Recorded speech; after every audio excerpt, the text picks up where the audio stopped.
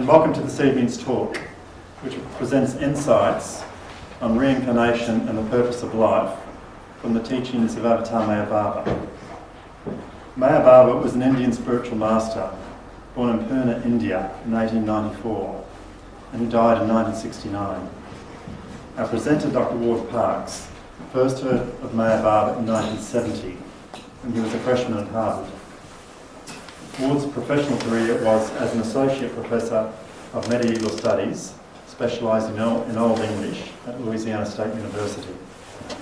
In 1993, Ward left the academic world to become a spiritual trainee in India. Since 1997, his principal work in this capacity has been in editing Mayababa's words. He was the editor or co-editor of several Mayababa books: In God's Hand, Infinite Intelligence, the revised 6th edition of Mayababa's Discourses, Early Messages to the West, and Divine Theme. He is currently working on a series of discourses known as Tiffin Lectures. Over recent years, Ward has presented several multi-day intensive seminars on the book Infinite Intelligence, and also on the theme of this evening's talk. When not doing his editing work, Ward is often engaged in his other passion, composing music, and he has written more than 400 songs and ghazels, the ghazel being a poetic form from the Sufi tradition, consisting of rhyming couplets and a refrain. Some of you would have heard of Hafiz and Rumi, who lived many centuries ago, and they were proponents of this form of poetry. Ward will speak for around 55 minutes, and this will be followed by half an hour of questions and answers. Answers and questions. Questions and answers, sorry. Which will be followed by tea and cookies. So, if anyone needs to use the toilets, you just go all the way around to the other side and they're there. Okay, so please welcome our guest speaker, Ward Parks.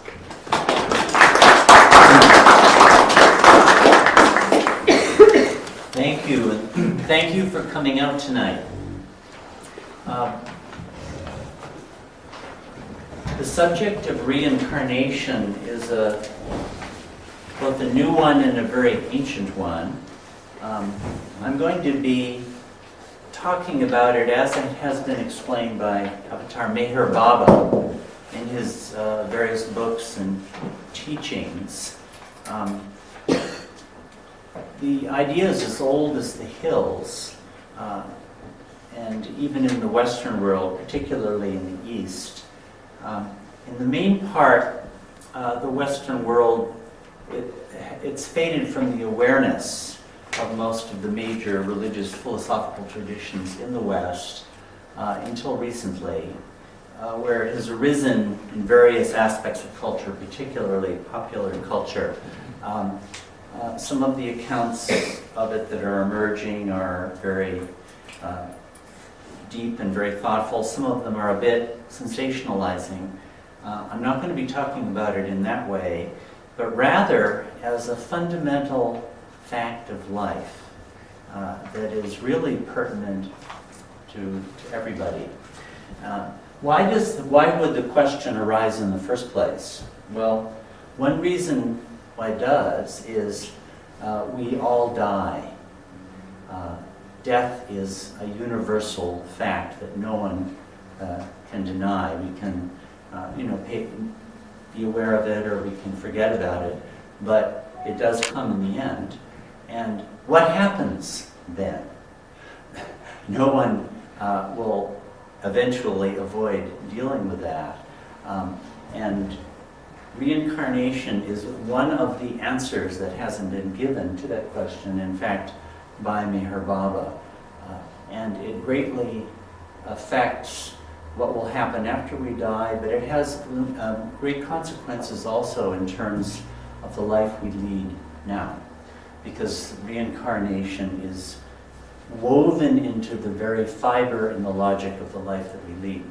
So I had organized this under 5 sections: mortality and the human predicament. Then I'm going to go into what Mayababa has called the divine theme, which is the greater picture, the story of the journey of the soul, in which reincarnation has a place.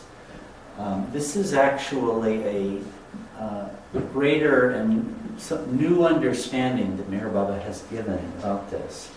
I'm going to talk about the reincarnationary cycle itself, the process from life through death to the disincarnate existence that happens between lifetimes in the process of taking birth again.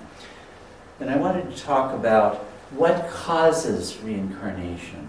One couldn't simply accept it on the basis of faith, but it actually is playing out of the logic of certain spiritual laws that it is useful to understand. Finally, I wanted to bring it in relation to certain major human themes, particularly the theme of justice, cosmic justice, and questions of free will. So, the death provides one of the greatest challenges to all of us. It marks an end to all our attachments, to all our life pursuits. And if there is no further answer to the problem of death, to the fact of death, it seems to undercut and undermine value in human life. In the past, in most Western societies, we've had various traditional answers to this, but there's been a lot of fragmentation and undermining of some of the faiths that many people had, faiths of one sort or another, religious and otherwise. And there's a lot of confusion on these questions now. One can come up with a kind of a philosophical rationalization of things that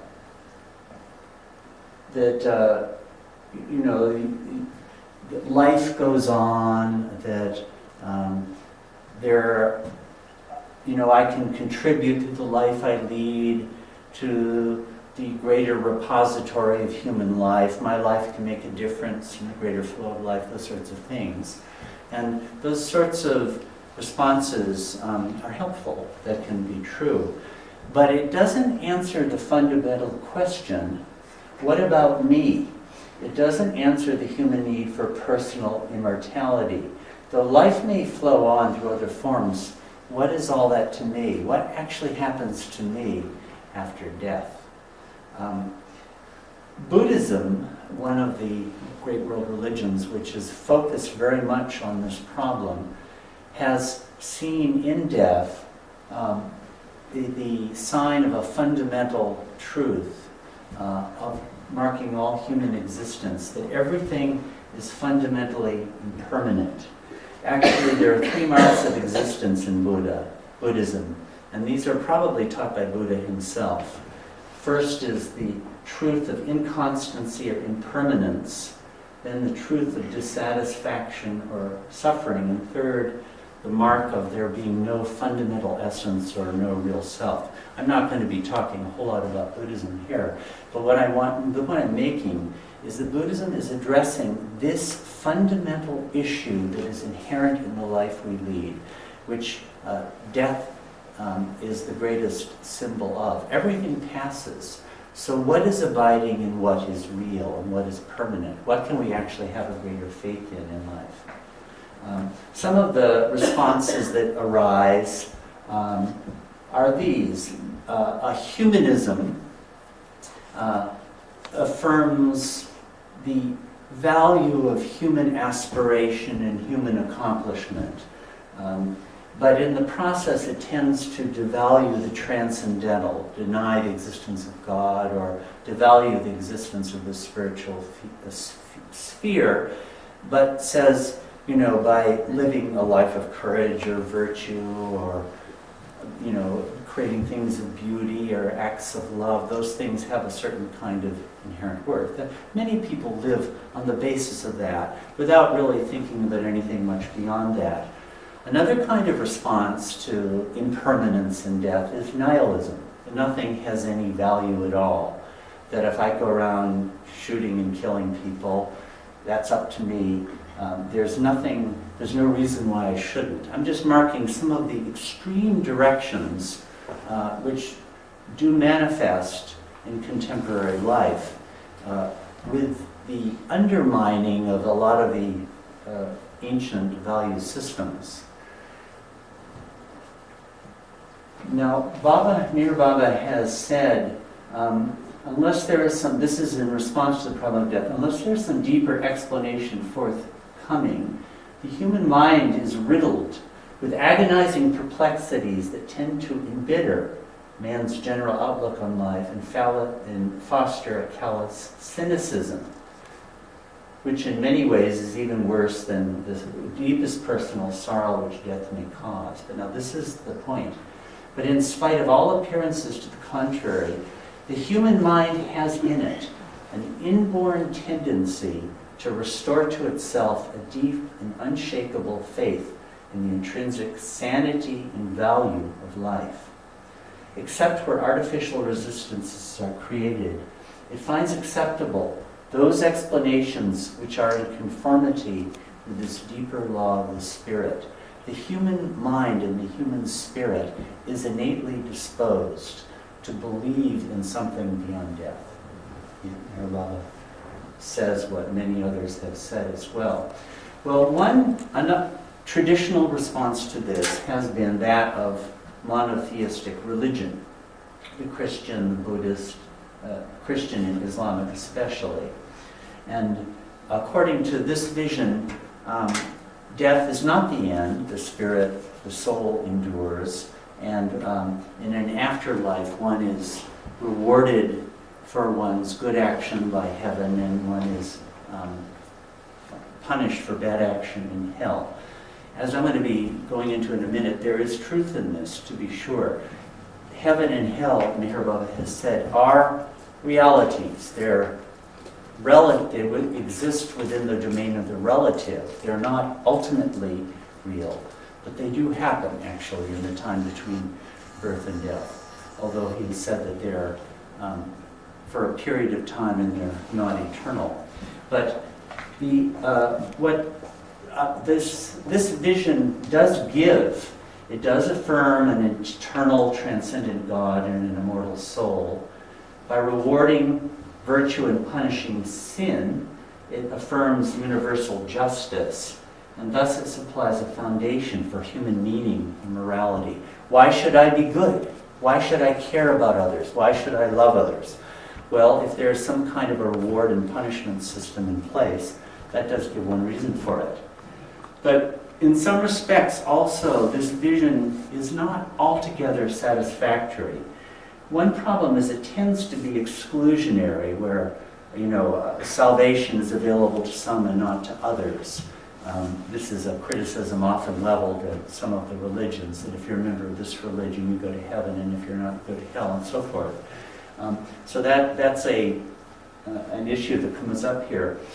But also, eternal rewards or punishments for finite goods or evils do not seem proportionate and therefore just. Like, let's suppose I've been kind of a jerk in my life, okay? And then I go to hell forever. At some point, won't my punishment have, been proportionate to the crime, and it ought to end? Or let's suppose I've been kind of a good guy. I get paradise forever. It's sort of like I put in a good week's work, and I get $100 trillion for it. It doesn't seem to have the underlying logic of it seems problematic. So that's an issue too. Also, since final judgment is based on a single lifetime, the tale of human aspiration seems incomplete. Like, let's suppose you spent your whole life with certain dreams and aspirations, and you made an effort to a certain extent and achieved a certain amount, and you die. It's like what your heart's greater dreams haven't really been fulfilled. So there's something about life that doesn't seem fully satisfactory. So those are limitations that people do find in this one lifetime vision. I just threw in some images of hell, because somehow the images of hell are always more interesting than the images of heaven. And they have attracted the imaginative visions of artists in a number of the traditions, Christian, Buddhist. You can see in Buddhism they certainly have it too. Look at this poor guy, these people in the pot there. Hindu, this is been elaborate in Islam also. There are many pictures, and they don't use visual arts so much for this, but the imagination has been much populated by ideas of the afterlife, one sort or another. Now, in Buddhism and Hinduism, for several thousand years, the usual doctrine has been one of rebirth, that after a lifetime and death and a time in heaven and hell, one is reborn. And this process repeats itself over and over again. This is actually what Meher Baba taught too. And it does answer the problem of death. Death is not the end, actually. The consciousness continues. Actually, Meher Baba said this, that the Islam and Christianity and Judaism and the major monotheistic religions that propound a doctrine of one life, it's actually true in a very important sense, because the soul does come to birth once, and the spirit does perish once. But between that original birth and that final death, I'll be going into this in the section of the Divine Theme, you pick up and drop many bodies, many physical bodies. That's the vision that we get in reincarnation. And in an odd way, it solves one problem, but creates another one. Death, the problem of death has been answered to an extent, but what do you do about the fact that you keep getting reborn? That's the new problem. How do you die? It's not, the problem is not that I do die, the problem is how do I actually die? How do I bring this process, this endless churning, to an end? So you see, when we're talking about reincarnation, it's not just some glittering thing that in a previous lifetime I was Cleopatra or Napoleon or whoever the heck, these kind of fanciful stories. I mean, it's somebody who's Cleopatra, I suppose. But it's not something glittery or superficial like that. It actually brings up a new problem that is significantly related to the lives we lead. Because in our lives we have suffering. It seems to be hard to disentangle ourselves from the bondage of act and consequence. And in the vision that reincarnation presents, you keep getting reborn time after time after time. And how do you make an end to it? So the problem has not been done away with, it's been put into a new form. Instead of the problem of death, the problem of how to die, how to make an end to this endless reincarnationary process, which goes on for millions of years. So the problem has been redefined. What one seeks to escape is not death, but the inevitability of rebirth within samsara, as it's called in Hinduism. In most Hindu and Buddhist accounts, one can be reincarnated in animal and other lower forms. Heaven and hell are temporary states between lifetimes. They are real. I mean, they as states. One does have those experiences, but their duration is proportionate to the life you've led. And the ultimate goal then is not heaven, is not paradise, but release. In Buddhism, this is called nirvana, and in Hinduism, one name for it is moksha. So I'll be saying more about this in a minute. Meher Baba did say that reincarnation is a fact. It is a fact of life. And when you die, you continue. Your consciousness persists. You dissociate from your body, but you continue to experience. So I guess when we die, we'll all find out whether that really happens or not. But he said that in fact we've done it many, many, many times. In fact, he said that one reincarnates millions of times. It goes on for an immense period. Reincarnation is inevitable because the soul is immortal.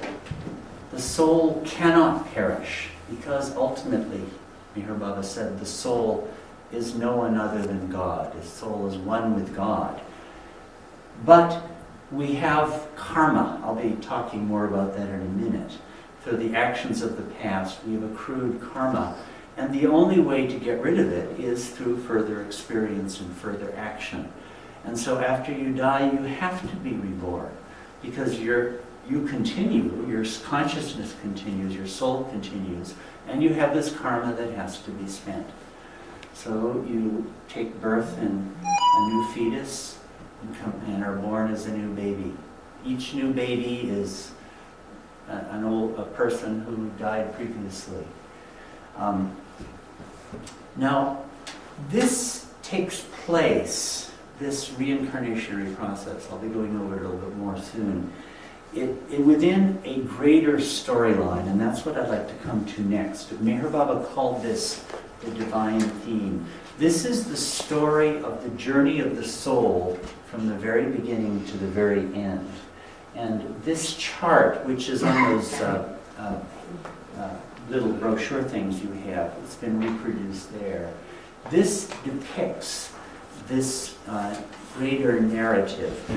Reincarnation is actually one phase, this phase here, within a greater storyline. And Meher Baba has said this is the story of us all. This is actually our own biography. This is the biography of the soul. He's written a number of books on this. God Speaks would be his masterpiece on it. But when it comes to reincarnation, I just want to mention a lot of what I'm talking about will be based on 7 discourses in a collection called Discourses, which is back there if you want to look at it afterwards. Baba went over a lot of these things. But this is where we came from, and this is where we're going to, under the divine theme, as he explained. Originally, in the beyond state of God, God slept. God was unconscious. It's actually beyond time and beyond space. But out of that unconsciousness of God arose the whim of God. Lahar is a word Baba would use for it. But this English word is excellent. God had the whim, who am I? Who am I? God asked. And coincident with the arising of this whim, God had the answer. I am God. I am infinite knowledge, power, bliss. I am eternal. I am unlimited. But at the same moment, there erupted within God what Meher Baba explained, compared to an explosion of bubbles within an infinite ocean. And each bubble was an individual drop soul, an individuality. And this began the long journey of the soul. You can see here's, oops, I lost my sound here. Now, this is where the whim occurs, and out of this emerged innumerable gaseous forms. And I'm going to be real quick about this, because this is a big topic in itself. But the individual drop soul goes through successive identifications with one form after another over billions of years. Many planets are involved in this, maybe other universes of time. And through the course of identifying with one form after another, it will identify with, let's say, a very primitive life form, a paramecium or a worm or something. And then that dies. And the soul is still there, and it identifies with a somewhat more complex form. Because what this was really happening is God has asked the question, who am I? And before God can, as the soul, can answer that question, God has to be conscious. You can't answer a question like that if you're not awake. So the entire journey of the evolution of consciousness is so that consciousness can be complete and the soul can be wide awake. And thus, Meher Baba said, we've all done this. We've all been through this journey. Stone, metal, vegetable, worm, fish, bird, animal, until the human form is reached. This is where reincarnation proper begins. Now, okay, you do have rebirth in the evolutionary process. But human form is different than all the forms that came before, because in human form, the soul is wide awake. And now the soul is capable of answering the question, who am I? But here is the great tragedy. Through the long evolutionary journey, we've picked up all these experiences. The term Meher Baba used for it is sanskaras. I wrote that here. Sanskaras. Impressions on consciousness. When you pass through it, like I'm a tiger and I eat a deer, okay? Well, in my mental body, within my mind, not my physical brain merely, but within the mind that continues after death, all those impressions have been gathered and they remain. And it is through that that I gather consciousness. But once I've achieved human form, all those impressions are still there. All the impressions of all the millions of forms I've had in the past. So what happens in reincarnation, it's like a merry-go-round or a Ferris wheel, up and down. You go through endless cycles of opposites because the soul doesn't have any understanding of who it really is or what the purpose of life is. So let's suppose in a previous lifetime somebody killed me and I died hating the person who did it, okay? Well, I get reborn, all those impressions come up, and I go kill that person. Okay, the score is settled. But that person died hating me for having done it, and kills me, or many other people become involved in it, back and forth, never achieving, it's like a pendulum that keeps swinging, and it doesn't stop. If it would stop at the center point, it would be over, but it never does. It always keeps going. This is what keeps reincarnation operating for innumerable human lifetimes, over and over and over again. This is the fundamental entanglement that we are in this reincarnationary process. So this, strictly speaking, is what reincarnation is about. It's a phenomenon of human form. In the earlier forms, you're actually progressing. You're going towards greater consciousness, and there's a drive that keeps you going. But in the human form, we're stuck. So in a way, the human form is the crown of creation. This is a glorious achievement, actually, to have achieved the human form. But we get caught in a swamp, and we can't get out of it. Eventually, the soul starts to feel sick of it and say, what am I doing here? What's the purpose of all of this? Why do I go on suffering? And in the Buddhist idea of suffering, it's not just suffering, it's the dissatisfactoriness of ordinary suffering and ordinary happiness. Even happiness, it's nice, so far as it goes, but it never lasts. And it doesn't really satisfy the depths of the soul. Eventually, through the shaking of all these lifetimes, one starts to ask these questions and finds one's way to the entrance to the spiritual path. The spiritual path can be traveled through any of the great traditions of the world. They all have that possibility, or through no tradition at all. It's inherent in the nature of life. Life itself and the universe itself is purposeful. It arose out of a purpose, and it is intended for the achievement of a purpose, which every one of us plays through, whether we want to or not. That who am I is driving all of us in the lives we're leading. I'm just saying what Meher Baba said. Of course, I don't have any, great mystical knowledge of this myself, but it does fully persuade me. And then you entering into the spiritual path. I won't be able to go into the details of this because the topic is such a large one, but there are in fact inner spheres. There's a subtle sphere and a mental sphere. Meher Baba actually said that each of us has a physical body, a subtle body, and a mental body. And those exist within their own spheres. And one traverses this spiritual path until at the sixth plane, there are 7 planes of consciousness. On the 6th plane of consciousness, the inner eye is opened. It's located here. And you see God face to face. And the journey ends, he said, when the soul realizes who it is. What gave rise to this whole odyssey in the first place was God asking, who am I? And it ends when God answers that question within every soul, each one at a time, with the answer, I am God. I am the reality. I am the totality. And then it's over. That's the purpose of creation. And it expresses itself through every individuality within creation, and it fulfills itself through every individuality within creation. It takes billions of years across the vast compass of the entire universe, and other universes too. Meher Baba said there are many, many universes, in fact.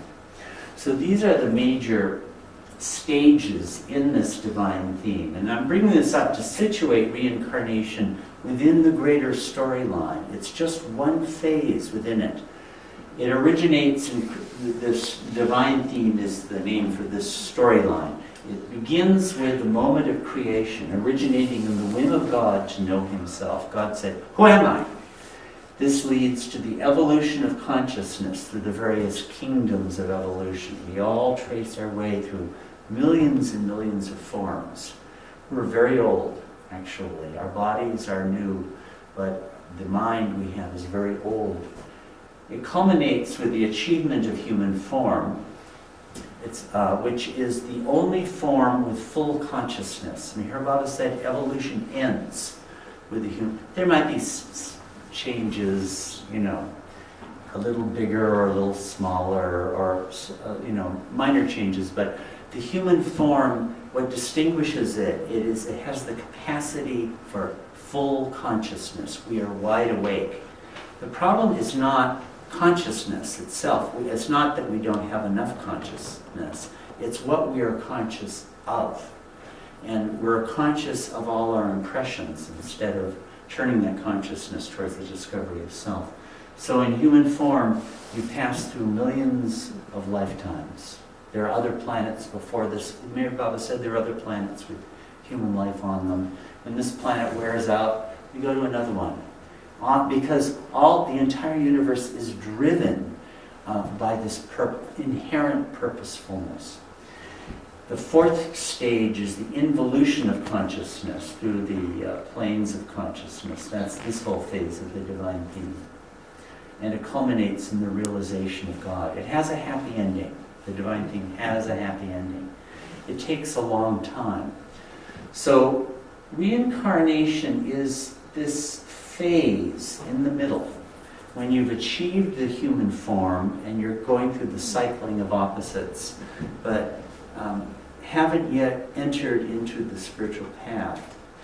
Now the reincarnation cycle, I'll go through a little bit of the process from one life to another. By the way, I'm just going to show, Meher Baba gave a lot of different depictions of this divine theme. Here's another illustration of it. This would be a separate topic in itself, but it was a very central idea that he gave in a lot of his different books. But the moment of death, Meher Baba said that we have a physical body, but we also have a subtle and mental. We have a mind, actually. The mind is not the brain. The mind functions through the brain. But after the brain dies, the mind is still there. So at physical death, you separate from the physical body, but you continue. He said, some people are particularly afraid of the exact moment of death because they anticipate unbearable pain at that instant. In reality, all physical suffering experienced during illness or just before death terminates at the moment of death. The process of the actual dropping of the body is quite painless, contrary to the superstition that a person experiences indescribable agonies in death. However, the severing of the individual's emotional entanglement in the gross world is not found to be easy. It's not physical pain in death, it's your entanglement emotionally with the life you just led. The various religious rites observed after a death have primarily the purpose of helping the departing individual to disentangle himself from these ties. And Meher Baba said some of them are helpful. To say prayers or to repeat the name of God as a person dies is helpful. He said to weep and wail and moan and grieve is actually harmful, both to the person who died and to those who do it. It reinforces the illusion that the soul is the physical body when the soul is not. And at the moment of death, you find this out. You can see your body there and you know, I'm not that. Then you know it is a matter of experience. Actually, in dream, we have some experience of that kind too. But at death, it occurs without any question. So death is not the big deal that people think it is. It's actually just another incident in life, and it quickly passes. Meher Baba did say, however, that the one terrible way to die is through a suicide, and it's probably good to say this nowadays. It's very, very harmful. When you commit suicide, you trap yourself for hundreds of years in a really bad state. It's the most inadvisable thing to do. I won't spend a lot of time on this, but it's the worst thing you can do, actually. You go through a great deal of suffering. It ends eventually, and you come out of it. After, for 48 to 72 hours, the soul is connected with the body and remains in the environment of the physical body. I gather that people who have passed away are conscious of others in the room through the subtle or astral body. I don't know exactly which of those would be involved. And then you go, and you move on. For about 10 days, you have a certain connection with the scene of your death and the place of your body. But then in most cases, there are some rare exceptions, but in most cases you go on. So most people are gone. They're gone in the sense that their attention is directed elsewhere. Now, at this point, one of the major experiences you have after death is the heaven or hell state. And death is to life almost like sleep is to your daily wakeful experience. In death, you're more self-absorbed. In actual physical life, you have to be somewhat objective. Like if I'm driving down the road, I have to be a bit objective about cars coming the other way, or else I'll hit them, you know. Its consciousness is forward-looking. You're thinking about the future, about what's going to happen next, all those kinds of things. Well, after you die, you're not doing stuff. You're not in a physical body anymore. You're more subjective and you're more retrospective. And it naturally happens that all those impressions of the life that you led arise. They come up again. You see, all that we do leaves impressions, these samskaras, in our mental body.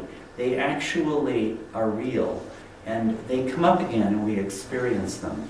And so after death, if I've lived a really rotten life, a really terrible life of, lust, greed, and anger, treating other people abominably, when those impressions arise, I experience them again, but much more intensely than I do actually. The physical body, contrary to what most people might assume, actually is a buffer, and it mutes pleasure and it mutes pain, both of those. It distances us. But in the heaven and hell state, you experience them much more directly.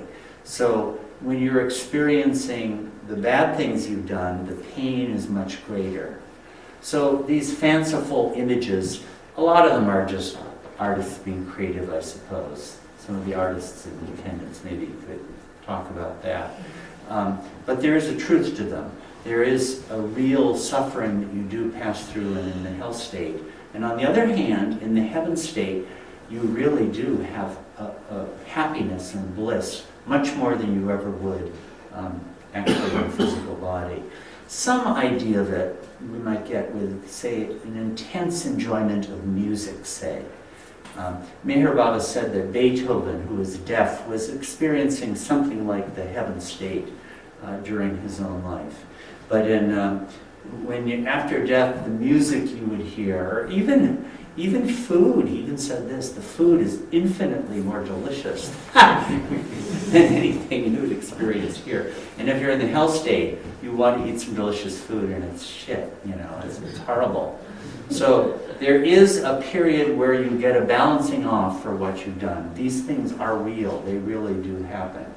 But they're finite, and they're proportionate to the life you've led. And if you have lots of bad karma, once you've lived through it, it's over. And similarly, if you've lived a wonderful life, once you've gone through all the bliss and had a nice break and a nice vacation, that too is over. So actually, neither one of those is the answer, because they don't lack, they're temporary. Both heaven and hell are temporary states. Of course, it's a lot nicer to have heaven, I suppose. So, if you want heaven, live a wonderful life. It'll be an ornament to your society, good thing to do. But it won't fundamentally solve the problem of reincarnation, because here's what happens. Now, this is when the heaven and hell state is over. Your impressions are coming into a temporary balance, these samskaras, these imprints we've taken on through the course of life. And just when they're reaching the point of being balanced, you impulsively take birth again. It's like a pendulum swinging back and forth, but if the pendulum would stop dead center, that would be the end. But it never does. And just when our experiences and our impressions are coming into balance with the heaven and hell state, you get connected with a new pair of parents and a new fetus, and you take birth. And the conditions in which that happens are the ones determined by the life one just led. Male, female, rich, poor, healthy body, sickly body, good relations with family members, terrible relation with family members. All this is determined by the law of karma. And it's all, it's your own past projecting your future. So you, through a kind of almost, I don't know, I don't really know enough about it. All I know is what I've read about it. But consciously or unconsciously or impulsively, you gravitate towards parents, family members, communities with whom you have karmic connections and take birth there. And then actually the mold of all your impressions from your previous life, which remains in your mind and in your subtle body, it creates a physical body, which looks on the physical plane exactly like that mold does. And in the course of your life, all those impressions unfold. And whatever I've packed in my suitcase from my last lifetime comes out of my next life, and I experience it all. So that's the basic reincarnationary cycle. And then your next lifetime, the same thing happens again. You go through, you spend your karma, you acquire new karma, die, and dissociate and go to heaven and hell, and on and on and on it goes, lifetime after lifetime. So actually, death is not the problem. you know. It's the problem is how to stop this cycle from going. Now, the cause of this cycle, I mean, a lot of people could just, a lot of this requires faith. You can believe in it or you cannot believe in it, okay? To me, it's a very compelling vision. So reincarnation and karma are they're doctrines that are taught within some of the world's religions. Meher Baba explained these things. But he also, and I'm coming now, he also said that there is a cause for it. And I've mentioned this already, and it lies in the sanskaras. This is the word he used. It's an old word. A sanskara is an imprint in consciousness. So it's like a photographic imprint. Like, let's suppose I'm a little stone, okay? Actually, a stone is a soul. It's just a soul that has almost no consciousness at all. But it does have a teeny little spark of it. And by the experience of identifying with a stone, an impression is created. Gradually, in the evolutionary process, you get more and more of these impressions. And in human form, we have innumerable impressions. I was just reading the other day, in 1 second, I don't know, I forget the number, 10 million impressions you'll spend in 1 second, actually. It's enormous. And the problem, here's the trap that we get caught in. This is why we're bound to reincarnation. It has a cause. These impressions are submerged in our mental bodies. We actually have a mental body. Beyond the physical body is the subtle body, which is a body of energy, and where desires are experienced and felt. It's where our energy actually comes from. And beyond the subtle body is a mental body, a body of thoughts and feelings. And all the impressions are stored there. So like what I may have done in my last lifetime, all those impressions are in my mental body. And when the time comes, the appropriate circumstances in life come, those impressions arise. And they appear before me, and they lead me into the circumstances in which I find myself, say. And they give me the desires to act, or fears of acting, or all these sorts of things. And through the lives that we lead, we are actually living out our past. That our present life is nothing but our past life being lived out. And through the course of living it out, we spend these sanskaras. That's what needs to happen. All these sanskaras have to go. It's like photographic imprints. You know, they used to make negatives. I don't know if anybody does this anymore, but it's like zillions of these impressions are in our mind. And they come out, and when we live them out, we spend them. We get rid of them. Okay, good. That's what needs to happen. We need to get rid of them all. The problem is, in the course of spending them, you get attached to what you do, and you get new ones. So like, let's suppose somebody killed me in my last lifetime, and boy, am I angry at that bugger. So all those impressions come out. I kill the person back. Okay, I spent them. Okay? But I really got off in killing this person. You know, all my hatred came out, so I got lots of new impressions. These are extreme cases, but all of our life is like this. It's this bringing up of impressions, spending them, and acquiring new ones.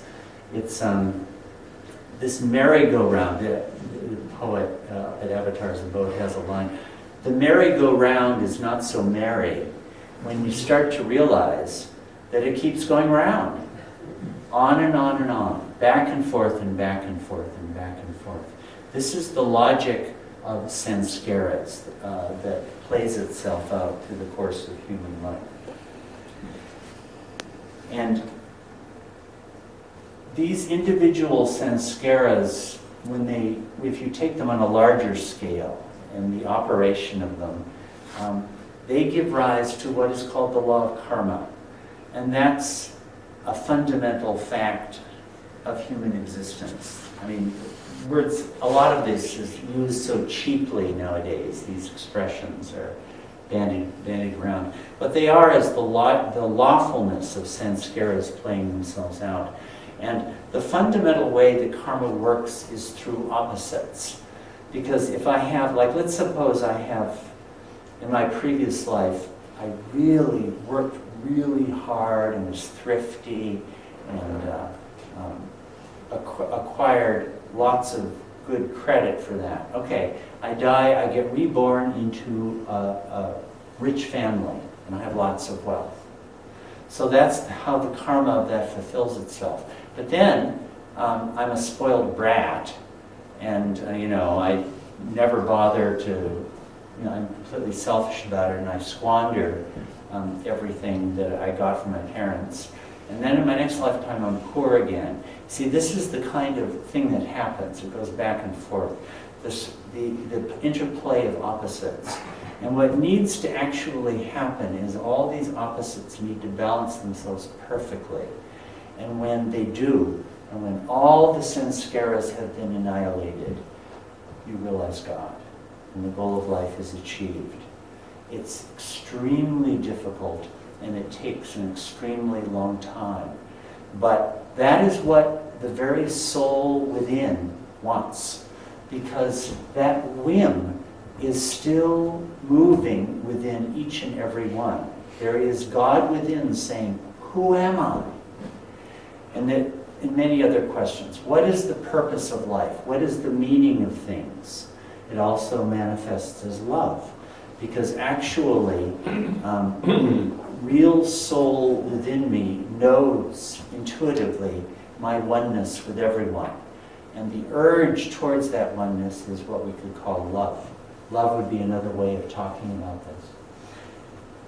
So when karma, all these samskaras have played themselves out to the end, and they're all gone. It's like if you have an impression of a screen, and all these impressions are on it, all these colors, all this stuff. When the last one has been wiped off, then you can see your own reflection perfectly. And the soul can see God.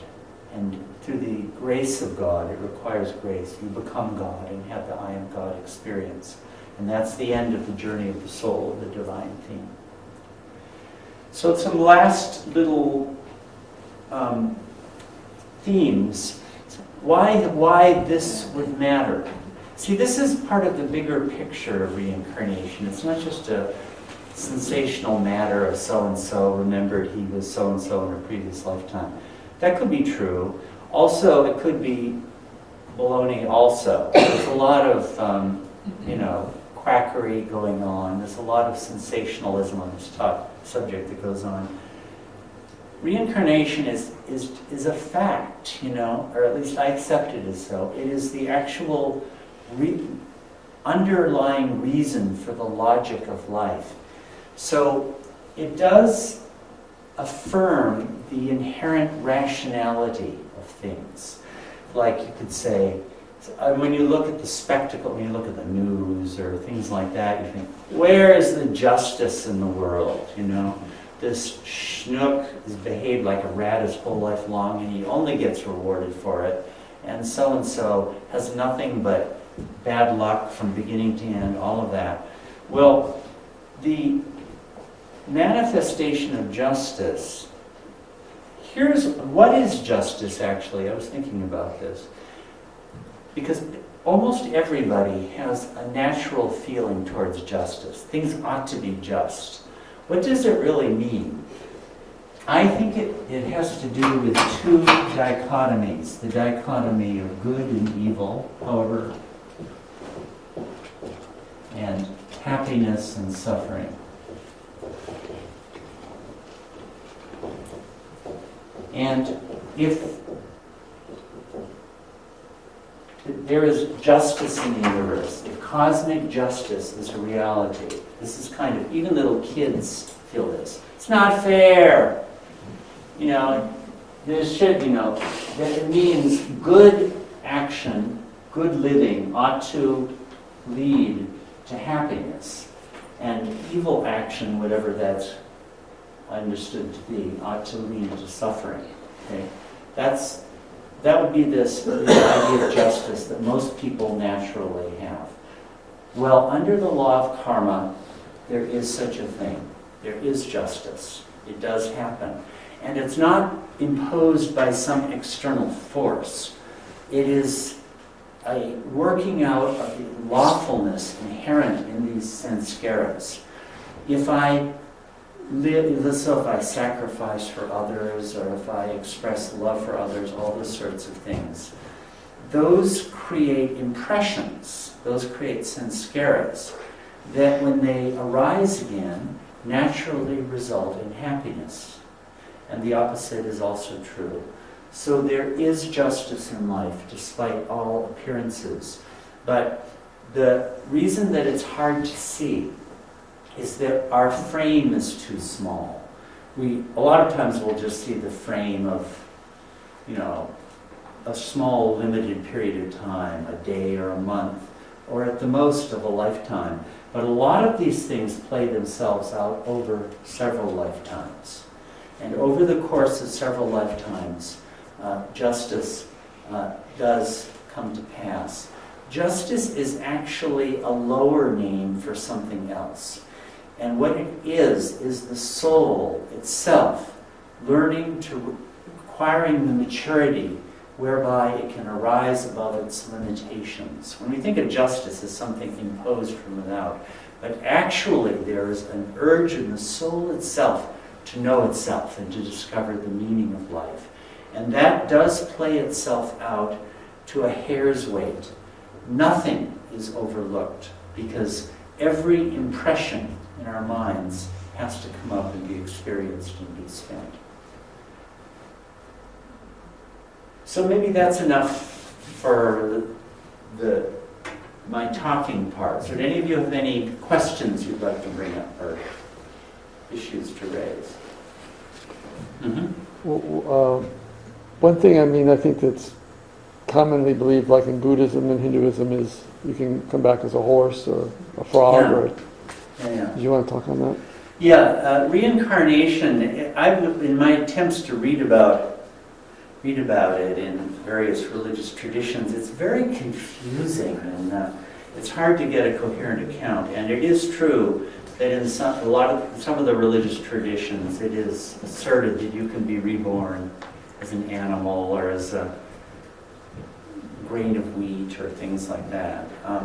Meher Baba said that it doesn't work that way.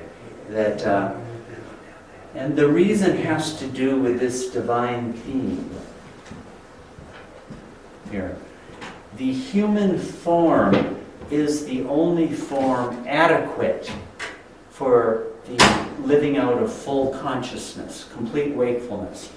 Animals are not completely awake. They're waking up, but they're not fully conscious yet. So once you've achieved the human form, Meher Baba said, you don't go back.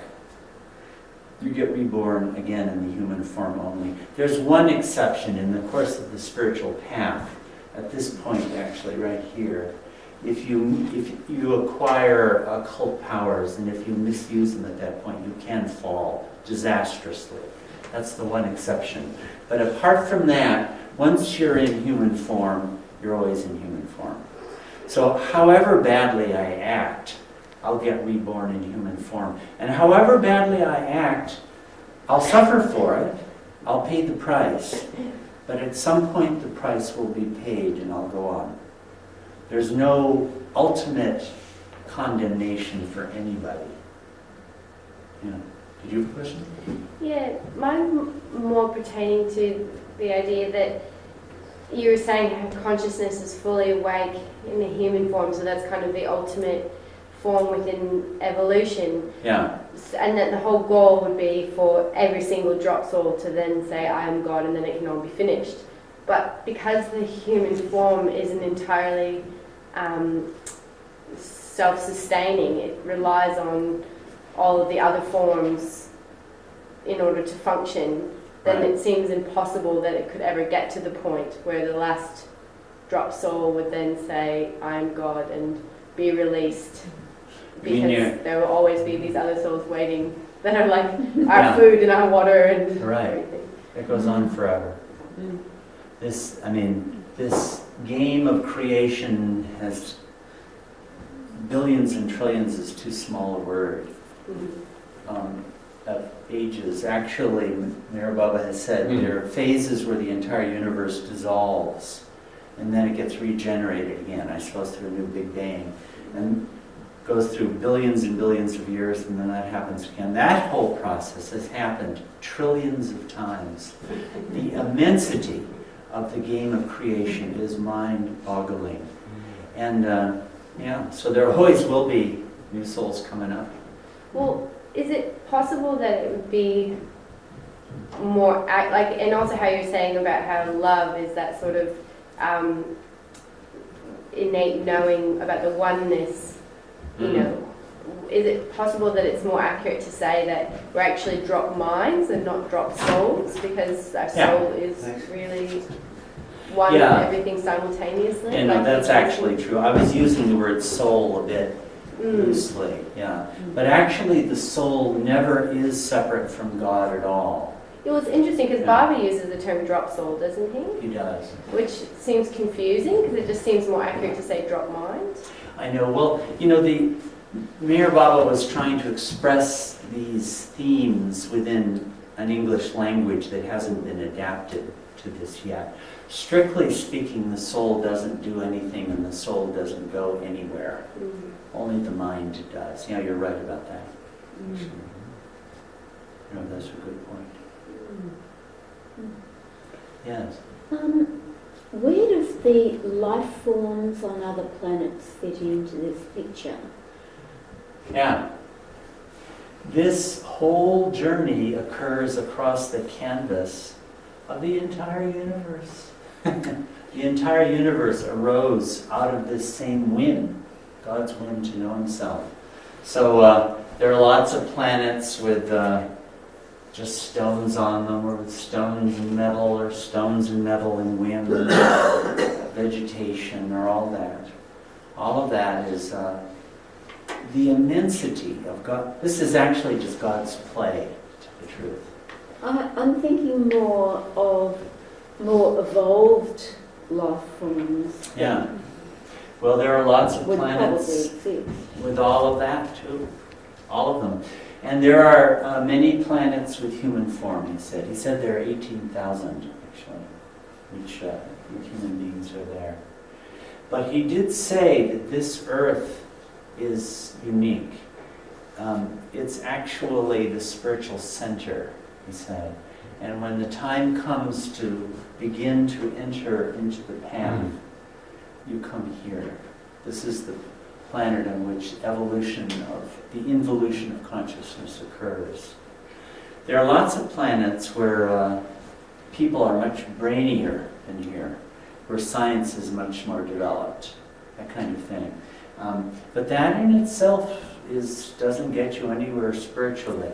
You need to have a balance of the head and the heart. And he said on Earth that's where that can happen. So it's only here that the great spiritual masters manifest and the involution of consciousness occurs. But there are thousands and thousands of these planets all scattered across the universe with people on them. He said one of the reasons for the increase of population recently, in recent centuries, is that a lot of souls are flooding in. There's a lot of immigration. I don't know whether they have managing the borders are doing their job. Yeah. I'm just thinking of the possibility of invisible life forms as well, and I would imagine that would be the case, and where they fit in as well. Well, I don't really know. In a sense, after death, we're all invisible in that way. Thing is, we have subtle bodies, and we have mental bodies, actually. And when you're out of the physical body, you continue to experience. That doesn't change. But to actually spend your impressions and to advance spiritually, you need to be in a physical body, a gross body. You have to actually incarnate. Without that, you can't make any progress.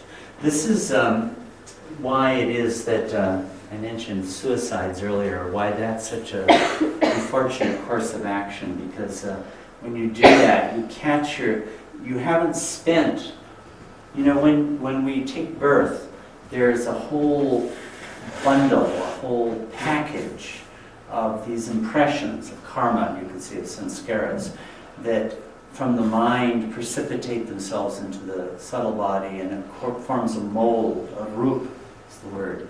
And that mold then forms itself into a physical body, and through the course of your lifetime, what's buried in that whole mass of sanskaras gradually, it's like a piñata. I don't know if you know, did you ever play piñata when you were kids? Gradually it comes out a bit at a time over the course of your lifetime, your sanskaras emerge. So all of this plays itself out. So we all have these subtle bodies, but when you commit suicide, you haven't spent all the sanskaras that were actually in your destiny to spend in that lifetime. And you can't go to heaven or hell even, you're stuck.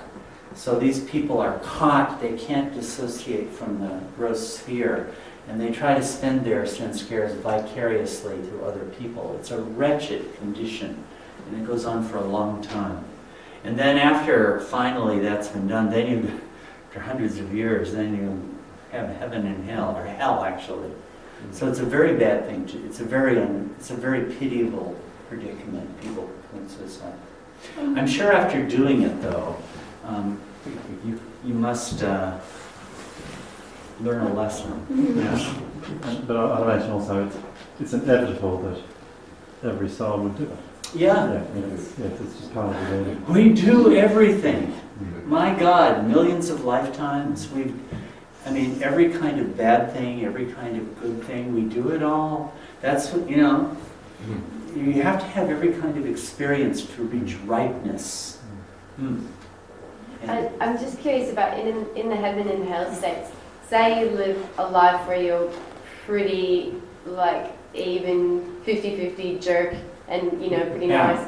Would you experience the extremes of heaven and hell, or would you kind of just be in the sort of ho-hum middle ground? That's a really good question. I'm not entirely sure. From what I've read in Mayor Baba's discourses, it seems to be that you experience the excess, whatever it is.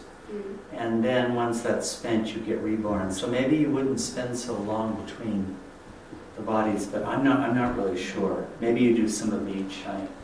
But my impression is there's a momentum, and you tend to spend off the balance. He gave an analogy. It's like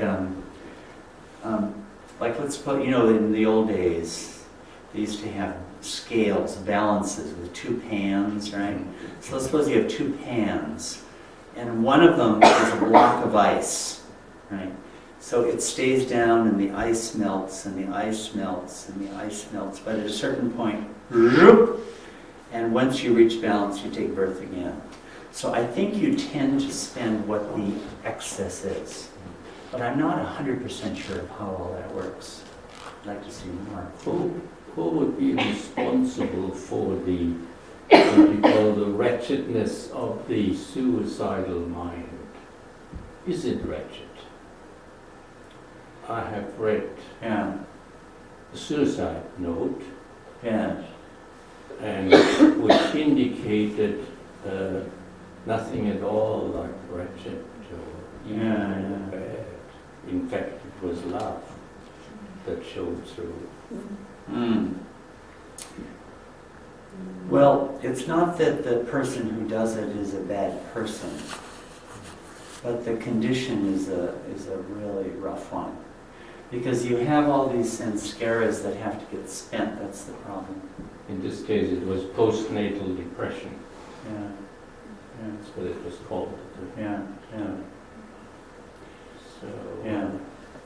I'm also amazed about the conviction, certainty Mayor Baba speaks, and how you arrived, what you call, from his teachings, what you call a compelling vision. Did it take a long time, or did it come all of a sudden to you? Well, I embrace it because I accept the authority of Mayor Baba himself as the revelation of someone who knows. And Meher Baba said that he is one of those who is in the I am God state and speaks out of that knowledge. I accept that. You know, others might or might not.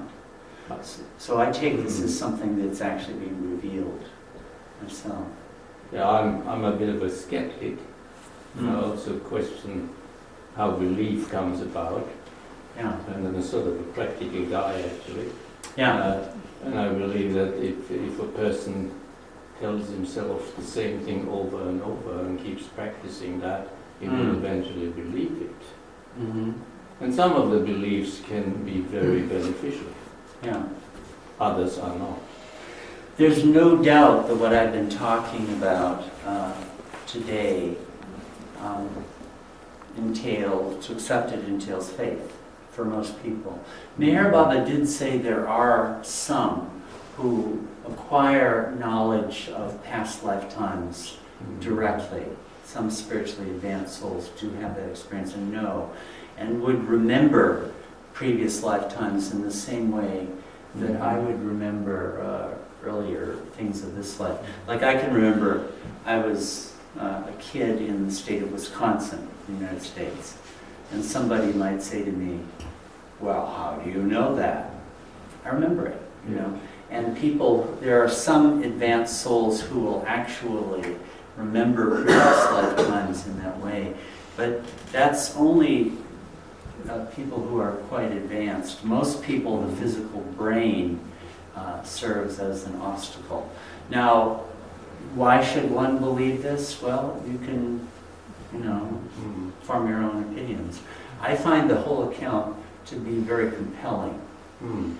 And it does explain, it does give a real rationale for many things. I believe that there is more to life than we understand. Yeah. And the reason for that is that I've run a number of times into instances that feel amazing to me. Yeah. I could relate a couple of stories, like intuitive behavior or experiences which I had, and they're real to me, and that leads me to believe that there is more than we understand. Well, this whole account has it that the soul itself is in search of itself as God, and the knowledge is innate. And every path is completely unique to each person.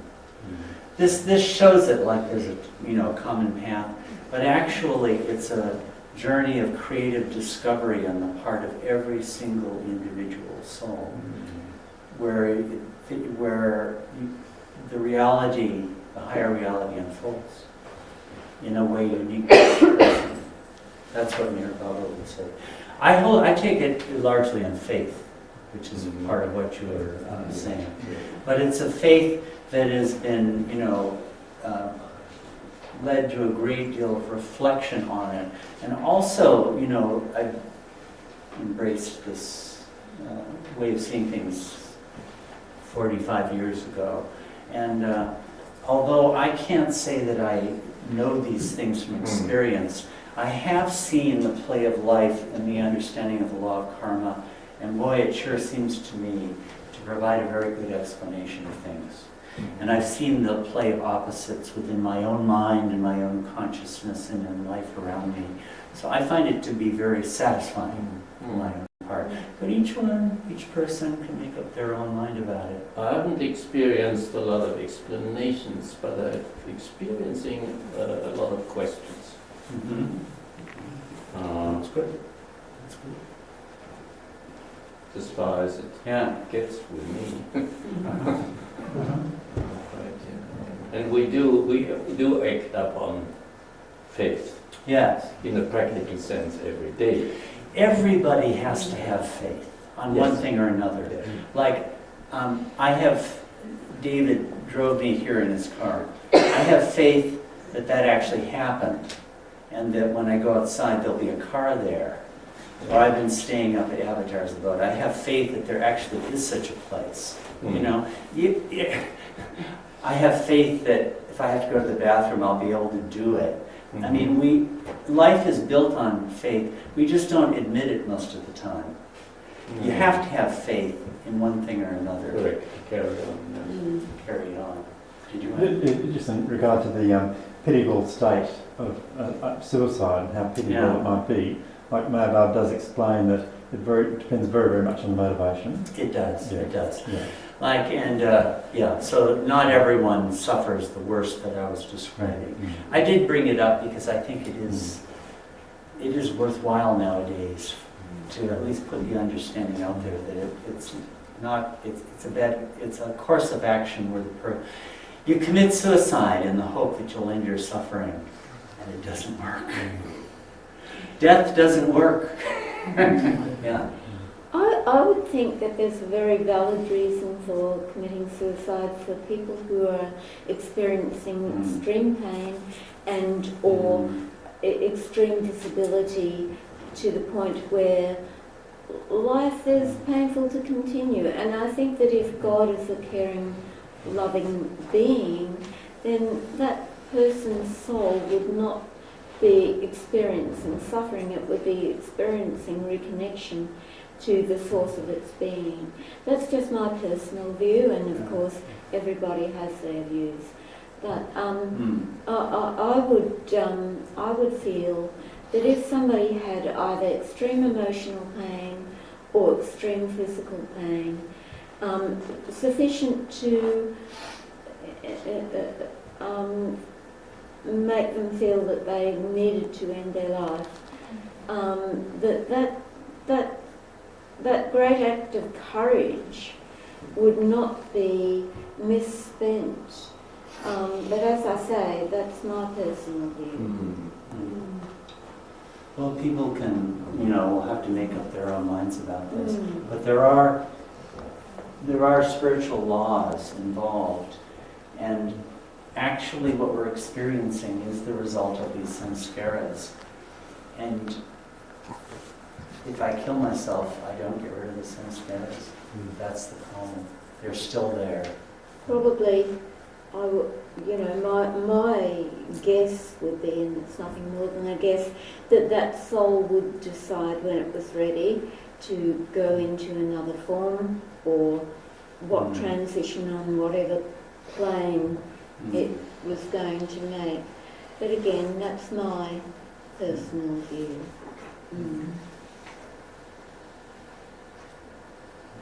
Yes. I often wonder about children who have autism.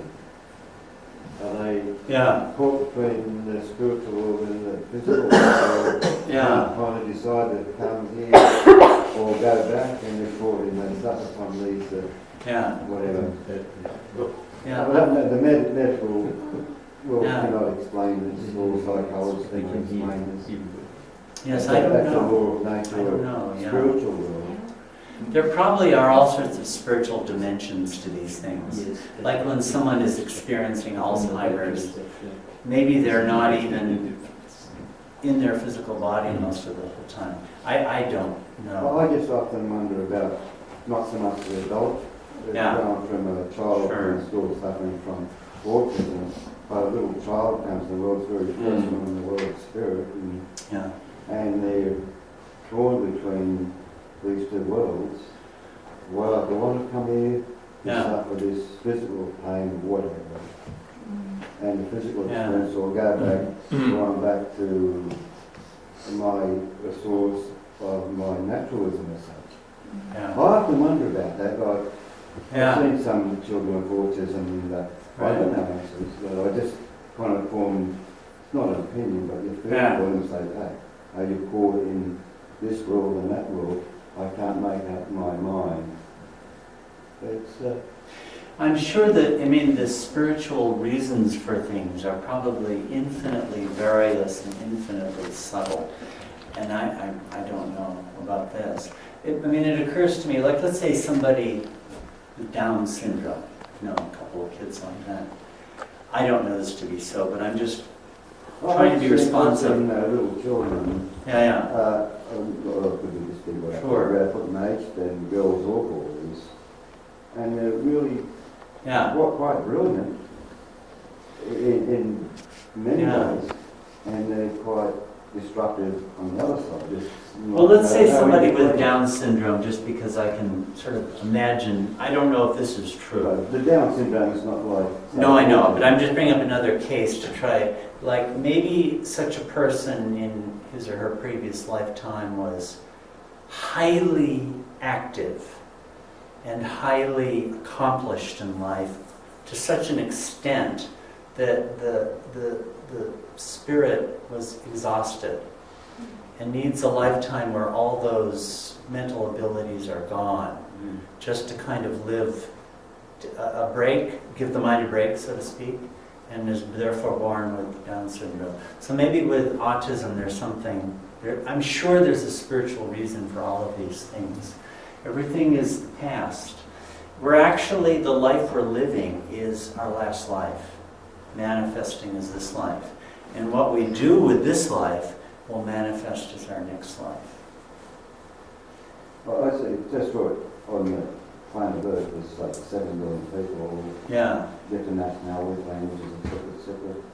Then it is only, in comparison to the population of 7 billion, just say with Down syndrome Sure. or autism. So I'm not speaking of children, Mm. just fresh from the source of life.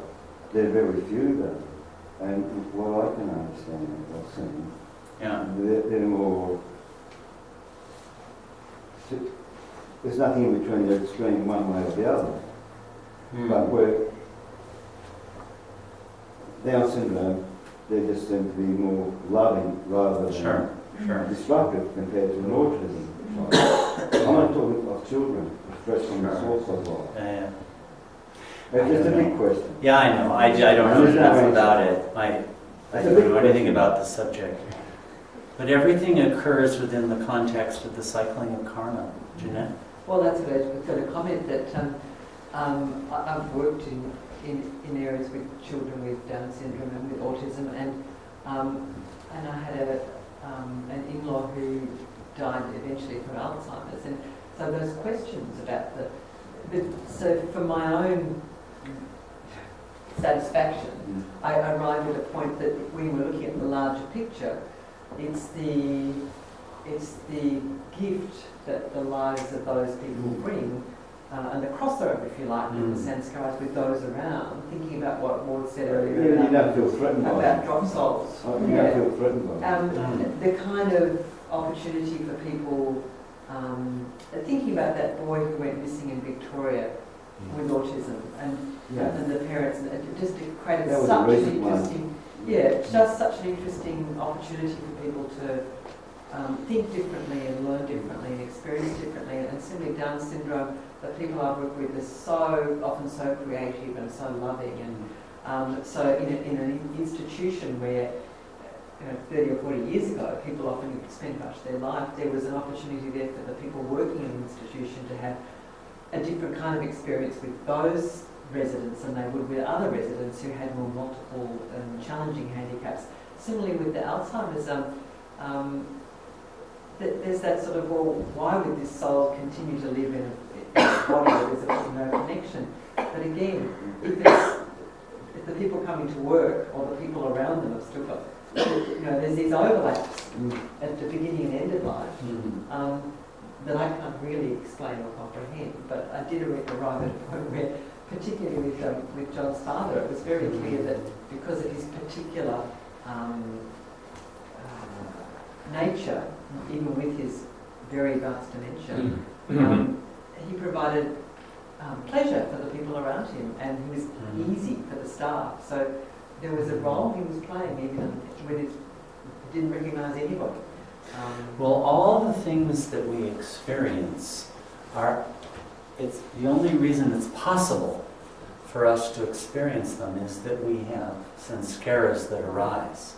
Otherwise, we couldn't have any experience at all. And it has to do with our relationships with those around us, too. Our interactions with them are made possible by the fact that we have karmic links with them. Otherwise, if you didn't have any sanskaras, like when I stepped outside of this room, I wouldn't even be able to see what's there. And maybe that might happen, like I might be so absorbed in what I'm thinking that I don't even see what's there. Well, that's because I don't have sanskaras linking me with that particular experience at that particular time. That's true of everything. Everything that we go through is produced by the sanskaras. We spend millions of lifetimes as all these kinds of critters, for heaven's sakes, birds and frogs and everything else. We have a long legacy, and then we've had all these lifetimes as human beings where we've done every kind of thing. When we say every kind of thing, we've been autistic, we've been, presidents, we've been idiots, we've been regular old schlubs. Most lifetimes you're an ordinary person. We weren't Cleopatra every time. Most of our lives are ordinary. And even in an ordinary lifetime, look at the diversities of experiences that we have. Look at all the things you go through in a lifetime. All of those things leave impressions, and they all come up. And that's what makes it possible for us to experience. And when your sanskaras are gone, it's no longer possible for you to experience this world.